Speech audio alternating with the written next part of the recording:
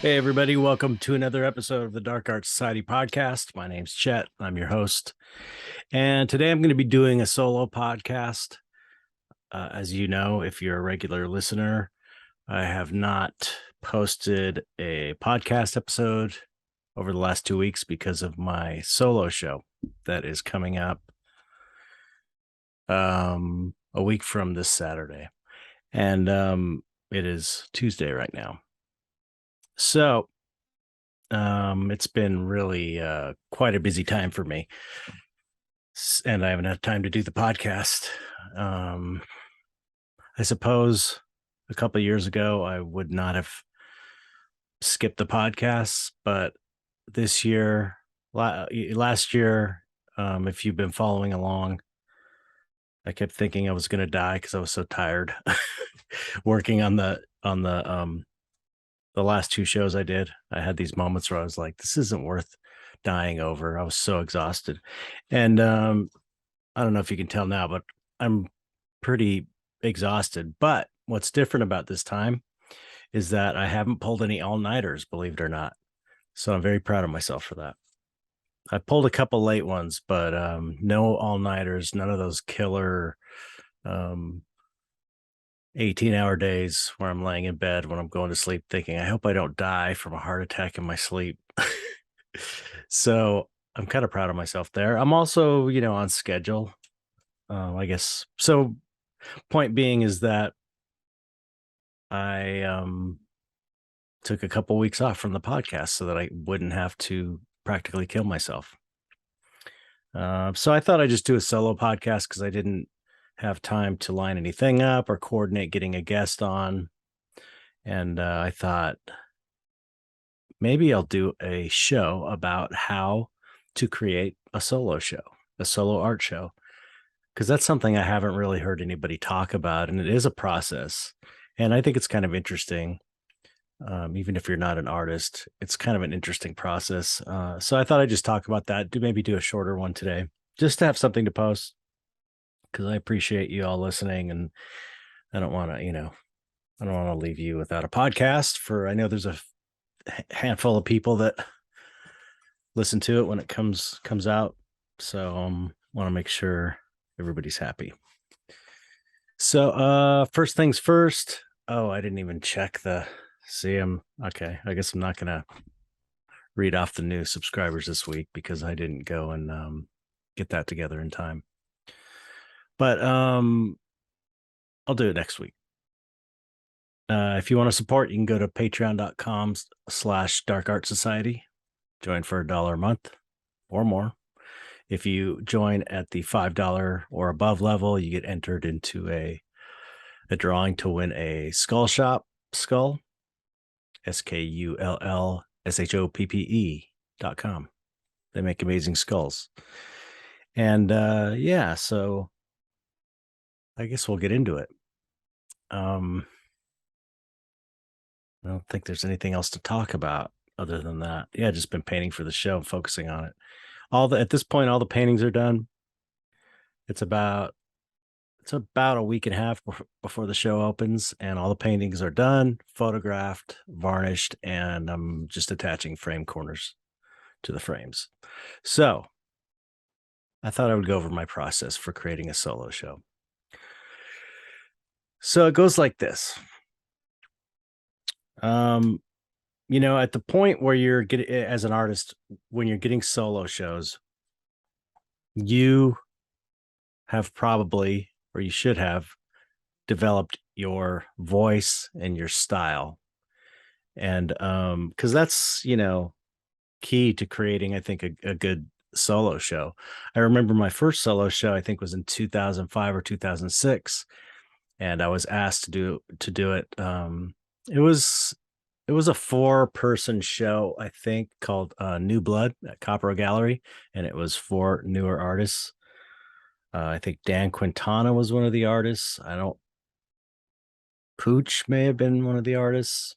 He's a tattoo artist and a really good painter. I think maybe it was a 3-person show. That was a long time ago. I don't really remember.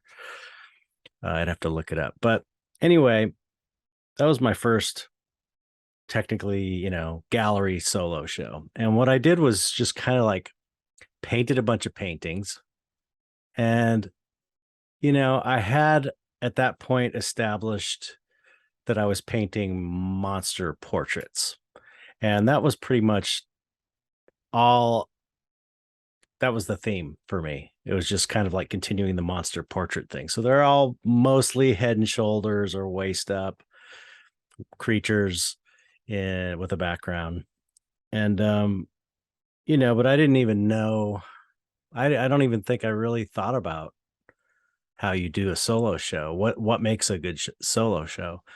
So I kind of just painted a bunch of stuff, and luckily my style had developed to a point where it was like, as I said, I was established with these portrait style paintings, but they were all, a bit different. Uh, they didn't tie together other than being portraits, really. So, you could tell I was new to the whole thing.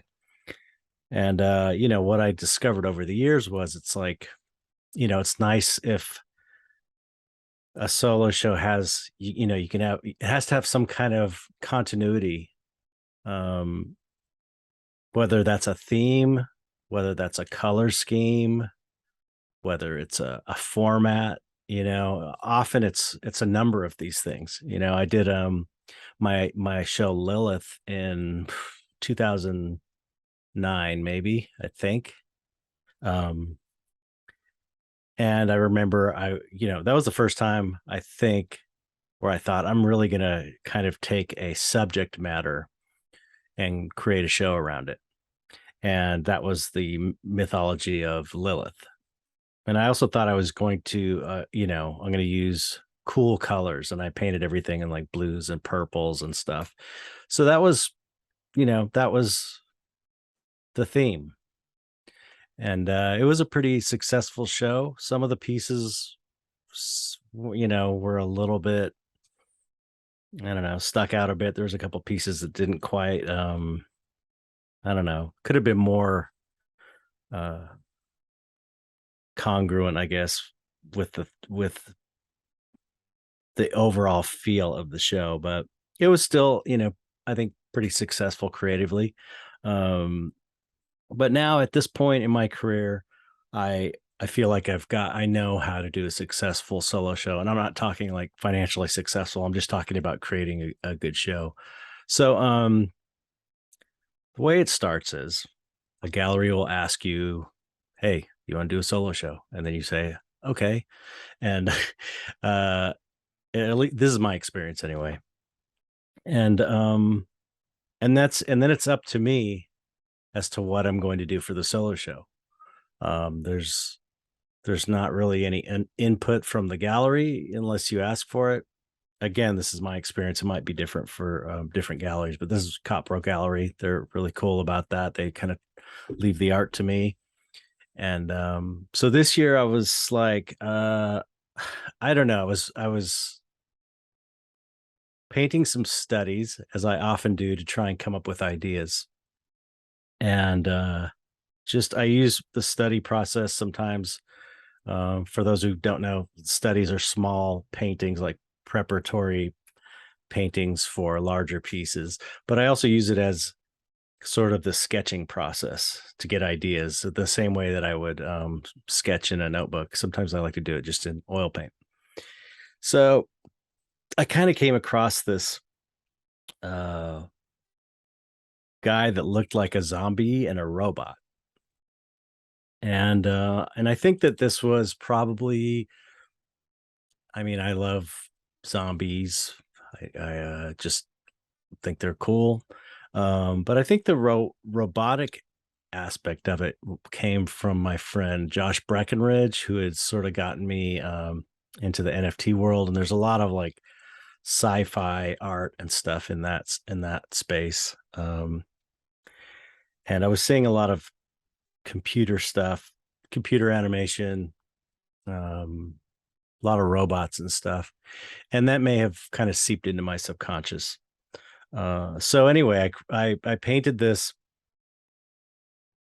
um, zombie robot, and I was like, I just was thinking, this is cool. I like this. This is interesting to me. It seems fun. It's kind of, um, not incredibly deep and serious on the surface, the idea of zombie robots, but um, that's okay. I didn't care. I just wanted to make a cool show that was fun. And part of the deal was, I should have mentioned earlier, is I didn't want to do a show this year because I need to take a year off and just I need to get my life in order, my art life. It's like I've got so many commissions I still need to do, and with the dystopia project has just gotten um, so I got so far behind. I'm basically like 5 years behind on everything, and I've been trying to play catch up for the last 5, 6 years. So the deal was, Gary asked me to do a solo show again, even though I um, planned on taking this year off. And I guess because from the success of the Chaos show, because that show sold out before I painted them, just from the studies, which was really cool. First time that ever happened. And so I guess, so Gary as a gallery wanted me to do another show. So I said, he basically talked me into it. I said, okay, I'm only going to do a small show, smaller pieces, only, 9 pieces. And he was like, that's fine. And I said, and for sure next year I'm taking the year off. So because I have to have a year off of solo shows. It's not that I don't love it. It's just that they take a lot of time. Um, and if you're not established, as people don't realize, even if you sell out a show and make a bunch of money, you've been painting and putting everything aside for, 6 months or a year. If you're a fast painter, maybe 6 months. Um, maybe all year you've been painting. Some people it takes them like 2 years to paint a whole solo show. So it's really a difficult thing to do. And so we kind of had that agreement. I was going to just do 9 pieces, most of them smallish. So I've got seven, no, six, no, five, six. Yeah, six 11 by 14-inch paintings, and then three 16 by 20s. And I was planning, of course, on doing it a year in advance. And like what always happens, I have to keep earning money, and I get distracted, and basically 3 months before I start finally going, okay, I have to start. so so I think I I started maybe a little earlier than that, but not much. Um so you're talking, I'd like to look when I started. Um yeah, because I haven't even checked, but it feels like about 3 or 4 months. So, which is not a lot of time. So anyway, back to designing the show. So I came out, had this study, and then I started painting. I thought, what a cool, kind of a fun, cool idea. The idea being, if you took like, if you made robots out of junk and weird mechanical, uh, mechanical pieces that look sort of like 60s style. Um, and the idea being they're either like cadavers turned into robots using like the cadaver as the base, or they are cyborgs that are rotting zombies.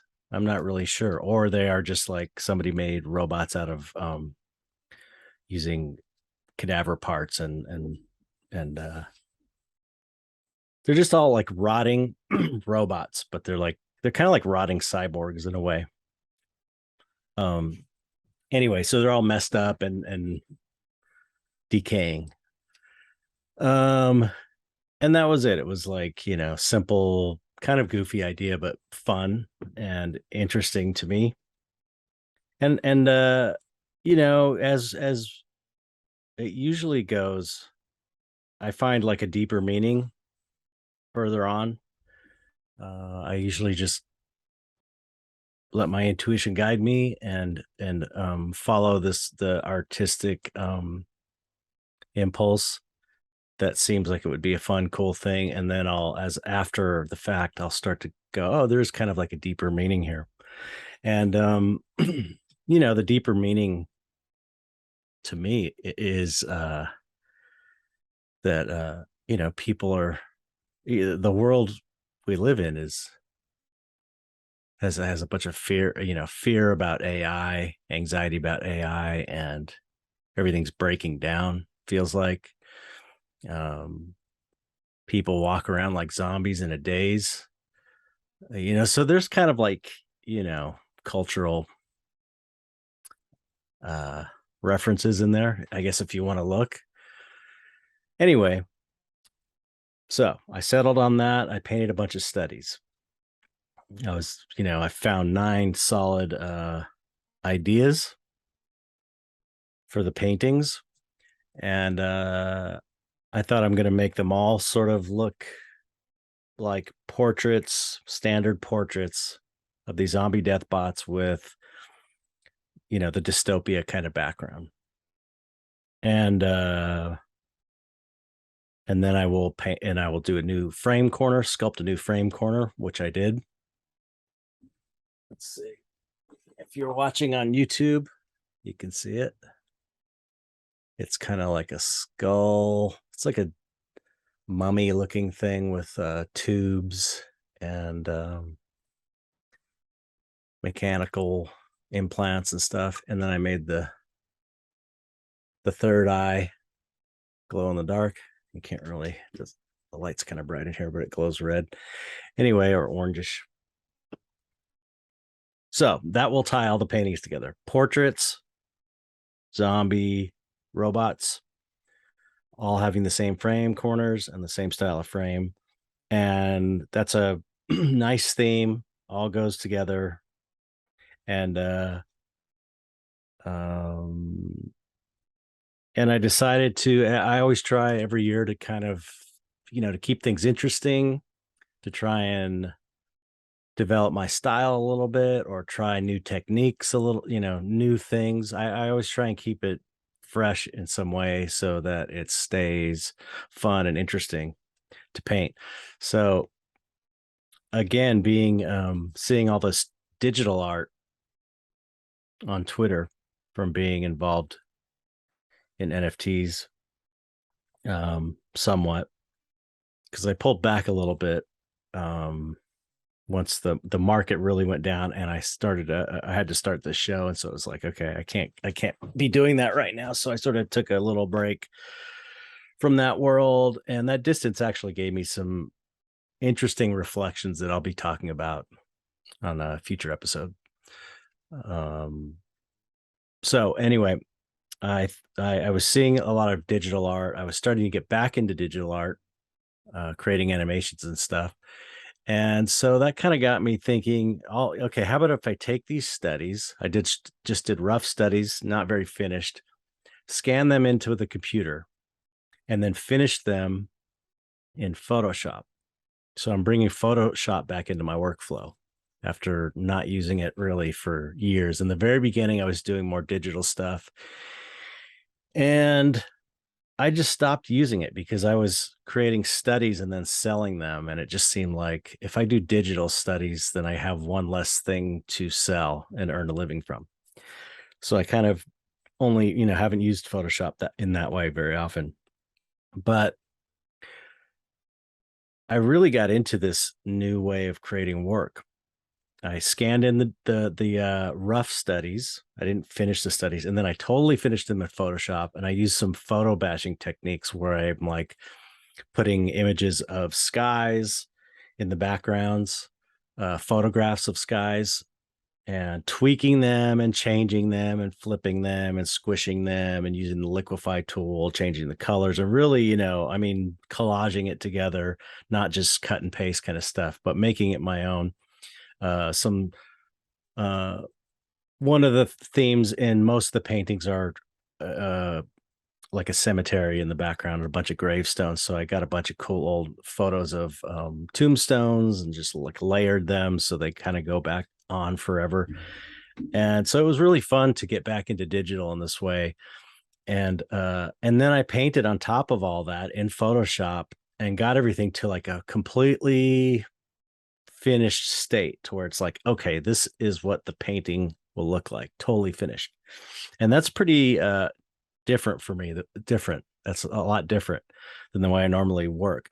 But part of the reason for that was I had so little time because I pushed it off to the last minute because, like I said, it's like I'm always trying to having to keep getting distracted and running my art business, and it's hard to just set like 3 or 4 months of uninterrupted time to paint, or a year or whatever it was that I was hoping to have. And so it was more about efficiency as well. If I can take the time ahead of time, figure out my composition, painting, all the colors, everything is figured out on these paintings. And then it becomes a matter of just copying the digital comp. So once I did that, finished all the paintings, I spent a few weeks really working hard, getting them to where they were perfect. Getting the composition correct. I really spent a lot of time making sure every painting looked really great and there was nothing was missing. It was a lot of upfront prep time. So then I went back to the drawing board, not to the drawing board, back to the easel. Pulled up okay, I'm not going to show you my my password here. I was going to show you my iPad. Pulled up the images, the digital comps that I'd finished, the totally finished pieces, up on my iPad here, and then took each rough study, and then I finished the study based on the digital comp I made, which is another weird thing. So I took the study to a finished state because I wanted to sell those as well. And it's also a practice run to paint in oils, a small piece to get your idea of what colors you're going to be using and stuff, mixing and actual paint colors you're going to be mixing. So then I had these finished studies. I was able to sell those. That was able to support me through the painting process of the final pieces. Then I painted the final pieces. And I used a Lumicomp. I've been painting on a Lumicomp lately, which I love. And I sanded that a bit to get a nice, less textured surface that gave it a light sanding. And then I bought a projector, an HD projector, only like $120, I think. Projected it onto the each painting onto the panel, and then I traced it with India ink, like a felt tip India ink marker, and that was my starting point to paint.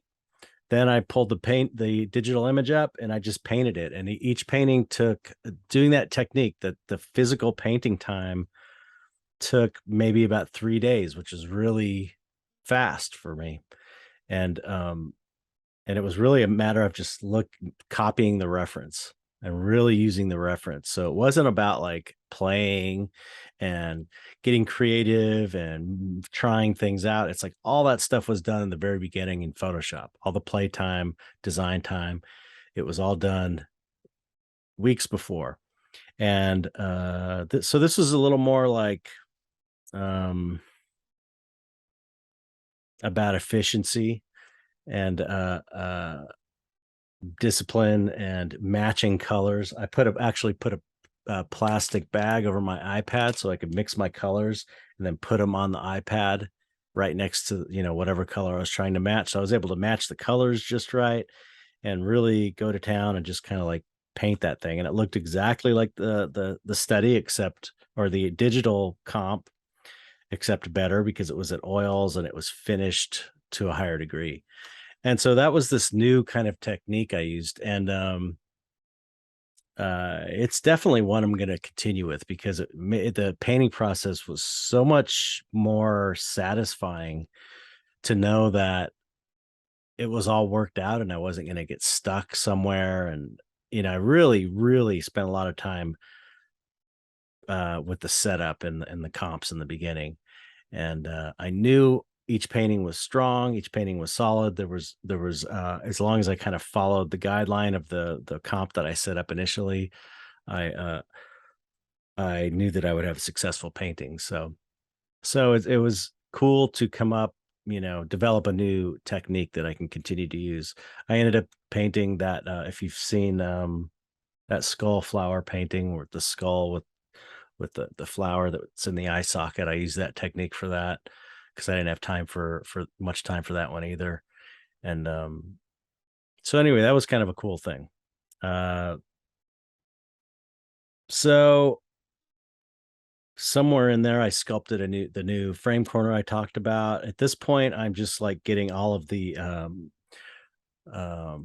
frames together. I had to paint some of them. My framer, I choose a molding, and then my framer puts the frames together, and then I add the corners to them, and then he goes and puts the paintings in the frames with the corners attached.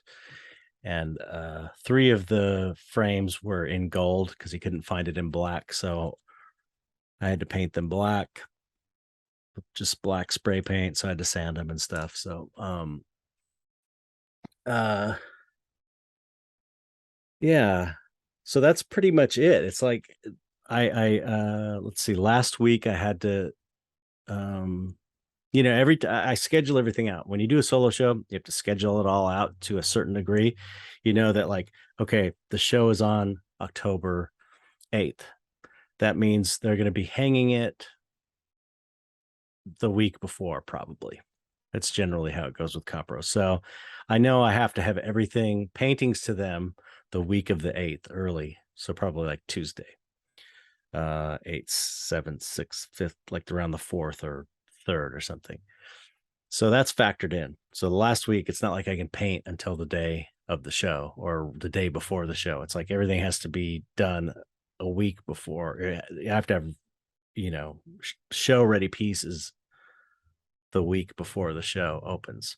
And then there is a week for framing that you have to put in the schedule. So that's like 2 weeks really that everything has to be done, essentially.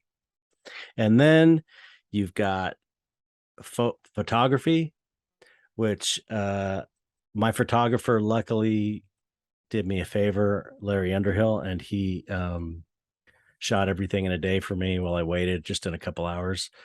And but that's, another thing that you have to factor in your schedule. It's like framing, varnishing, which, you varnish. It takes at least a day for the varnish to dry. Uh, photographing and framing, and those things have to be factored in.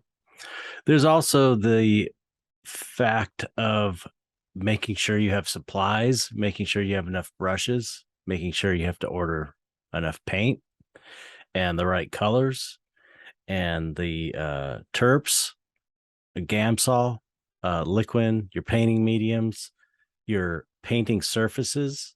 You have to figure out how many pieces of what size you're making, and then you have to order the panels or the canvases or whatever.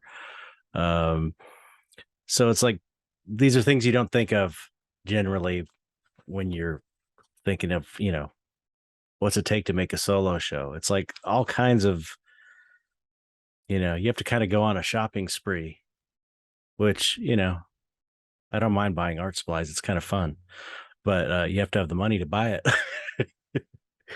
So yeah, I end up going through a lot of brushes when I paint for a show.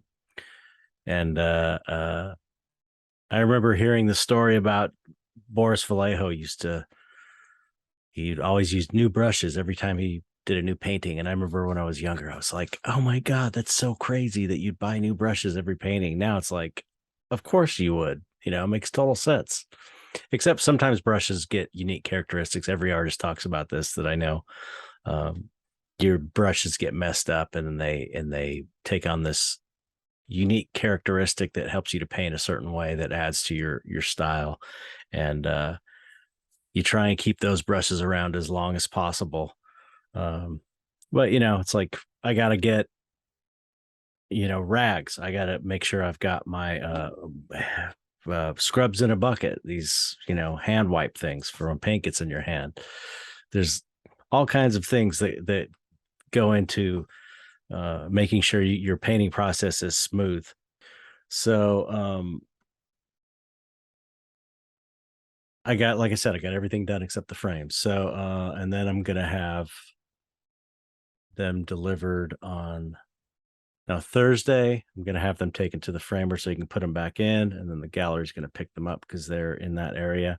Take them to the gallery, hang them, and I'll just show up on Saturday to be at the show when it opens. Um, I'm also doing a book signing for the dystopia book. It's going to be the first signing I've had so far. I've been on top of painting for this show and stuff. I've also been trying to promote this book because I just, this book is everyone who I show it to or I send it to or who buys one, they say it's amazing, it's beautiful, it's incredible, and I agree. I really think this book is special. There's something special about this book. So I don't want this to be another cool project that only a handful of people get to see. As an artist, you want your work to be seen by as many people as possible. And I feel like, to a degree, I like to paint monsters that way. I feel like that was a really good documentary that in the grand scheme of things, not a lot of people saw it. Um, so it feels it's kind of frustrating when you create something you think is really good and then it doesn't get like a wide release. Hopefully now that it's on Tubi, more people will see it over time. Um, the Ego Death show was kind of like that. I mean, there a lot of people showed up, but I mean, for what it was, even the dystopia show where there was sets and everything, it was like that was a huge epic show. We had actors walking around and stuff. And yeah, a lot of people showed up at the opening for sure. It was a lot of people, but for I feel like for as cool as it was, I would like more. It feels like more people should see it because it was so cool and so much effort was put into it. So I don't want that to happen with this book. Like the book to me is, you know, it could be, I don't know, not that it ever will, but it could be you could be like going on a regular network TV show talking about this book. That's how good I think it is. So I'm trying to get it out to as many people as possible. That was just a long-winded way of saying I'm trying to promote it, and I'm trying to get it on podcasts just to promote it, to get the word out. I don't know what else to do because this is like completely self-produced, and I don't have any kind of distribution deal, and I don't even know if I want a distribution deal. I don't know, or I don't know if it should be on Amazon or just on my website. I have no idea. I've never really. This is the first time I've done a book. The Black Magic book was done by Bainart Publishing, so see where it goes. I don't know. Anyway, there's going to be a signing there. Um, and I'm trying to think if there's anything else I could talk about as far as the process of a solo show. Oh, a good title is something that I think's important. Zombie Death Bots was like a perfect expression of these zombie robots. I thought that was it's like, it captured the spirit of the show, which is like my attitude was it's just like a fun show. I want to do something fun and kind of lighthearted in a way, just to sort of take it easy and enjoy the painting process and just have kind of a fun show. Um, yeah, I guess that's it. There's going to be The other cool thing about the show is actually 4 solo shows. Copro does this sometimes, especially when the solo shows aren't like a huge solo show. Sometimes they'll have, because they've got a big gallery and they've got 2 big rooms and kind of like an upfront area. So, um, what they'll often do is if it's 2 artists having 2 big solo shows, they can fill that up and have just like 2 solo shows, or they'll have like a solo show in one room and then a group show in the other room. But so I think they're kind of having 4 smallish solo shows. So Dos Diablos is having a solo show, and I'm not sure how it's all going to be divided up. But between the 2 kind of 3 rooms they have, they're going to have different solo shows. So we're going to have me, Dos Diablos, Rachel Bridge, and Ego, which are all artists that have been on the podcast, which it didn't even occur to me. It just, Gary set this up. I wanted Dos Diablos to show, and I know Gary did too, but he showed with me we asked him at the last minute for the Chaos show, and I felt kind of bad that it was like such a rushed thing. So I thought it would be cool to that's actually how Gary I think hooked me into showing again this year. It's like I want to have Dos Diablos show too. And I was like, oh man, okay. Now I got to do it if you can have Dos Diablos showing. Because he's helped me out with so many projects. He helped on the Dystopia book with doing some graphic design for the icons, and agreed to show with me during the Chaos show, kind of at the last minute. He's always really helpful. So that was one of the reasons I was able to get roped into the show. uh, so yeah, and Rachel Bridge is amazing, always doing incredible work, and Ego's stuff is really cool too. I really love his work. He's great. So it's going to be a great show, 4-person show. And my book signing for Dystopia. And that's it for that's the process of a smallish solo show. If you and I pre-sold the paintings, all except one. There's still one available. Again, based on the studies through the Patreon, which is pretty cool. I'm trying to think if there's anything else unusual about this whole thing or anything worth talking about.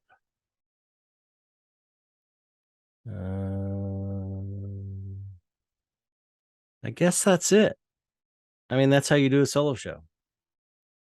That's the process. I don't know if it's obvious or not. Maybe it's just obvious that that's what you do, but to me, it doesn't seem obvious.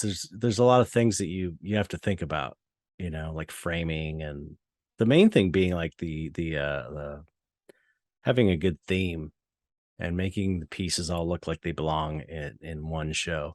That was the other thing I didn't bring up. It's like I wanted to I the idea, one of the connecting themes of the paintings was having these backgrounds that were based on photography, using photography for my reference, so that they had really kind of detailed backgrounds and the gravestones and stuff. So they do all have kind of a certain look where there's just a different look when you're using photo reference versus when you're not using photo reference. And I normally don't use photo reference, but at this point, and especially for a show where there's not a ton of time, photo reference is helpful. And I've never been one of those anti-photo reference people. That's kind of like, I think that's kind of dumb, because photo references, it's a tradition and it makes sense. It's, photo reference makes things easier, makes the painting better often. It depends on what you're doing, but I really enjoy photo reference though now. It's like, man, it makes things so much easier to have something to look at that's like, this looks right, especially if you set it up and prepare it in Photoshop properly and you get all the values right and the color adjustments are right and everything. Um, I think that might be it. That's it. Yeah. Okay. It was just going to be a short one anyway. I just wanted to have something up to know that I'm thinking about you guys and I'm still doing the podcast. Just needed a couple weeks off to deal with this stuff. I'm not sure what I'm going to do about next week. Maybe I can get a guest on for next week. Or I might have to take another week off. Maybe not.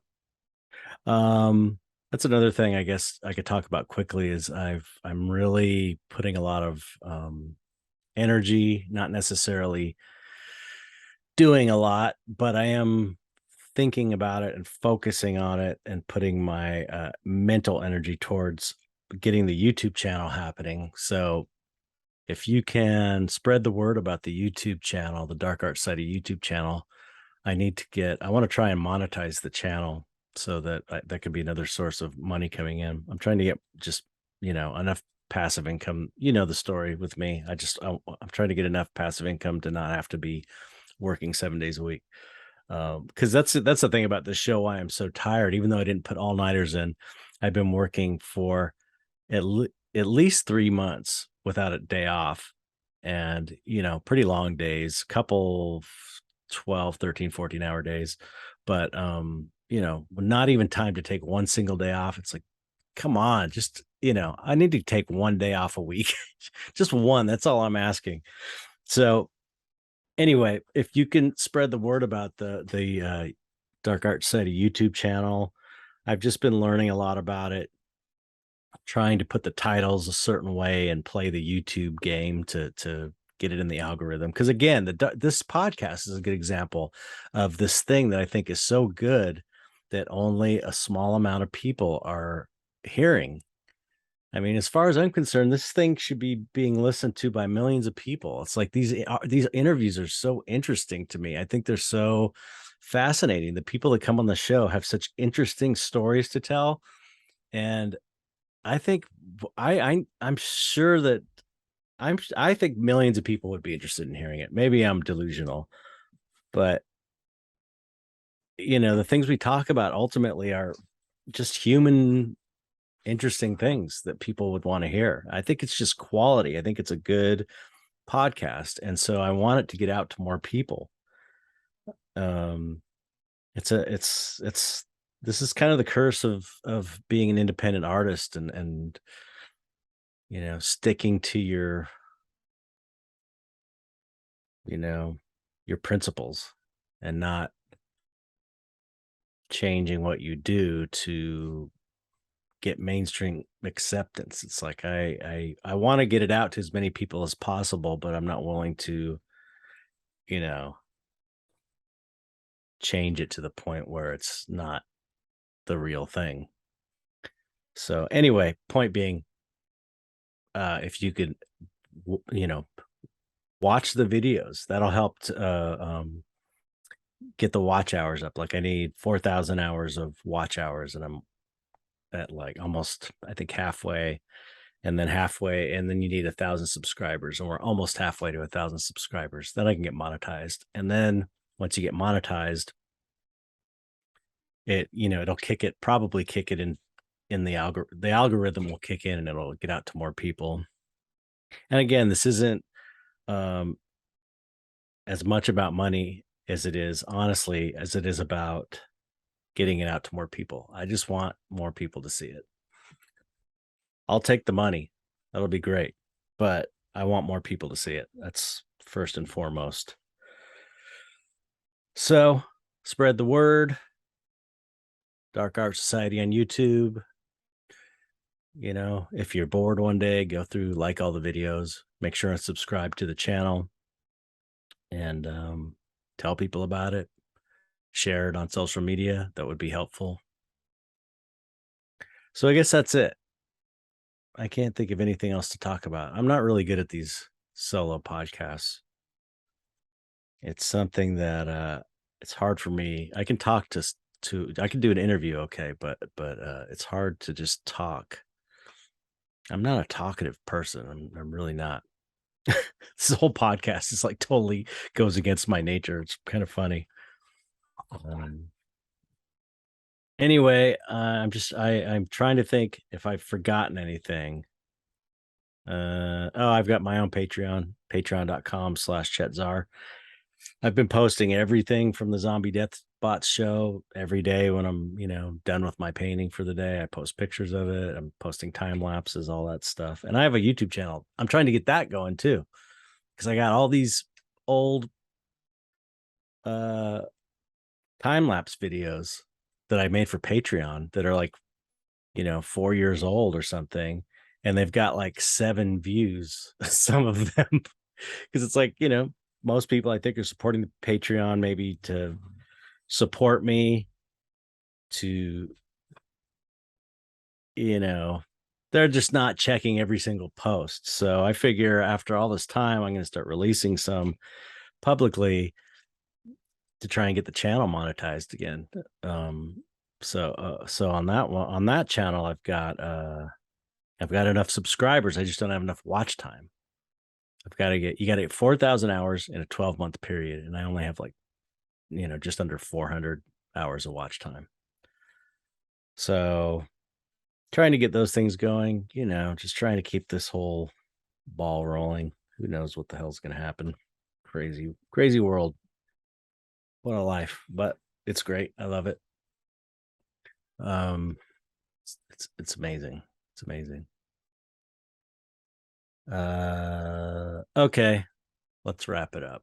I guess that's it. Thank you everybody for listening, and hopefully I'll have something next week for you. I'm gonna try to have something. Maybe if I can work out an interview, that would be nice. I got Christopher Ulrich and John Bainart. They're working on something in Australia right now. We're gonna have them on. They're scheduled to come on next month at some point, so that'll be fun. And I guess that's it. All right. Thank you everybody for listening, and I guess just got to say goodbye, audience. Goodbye, audience.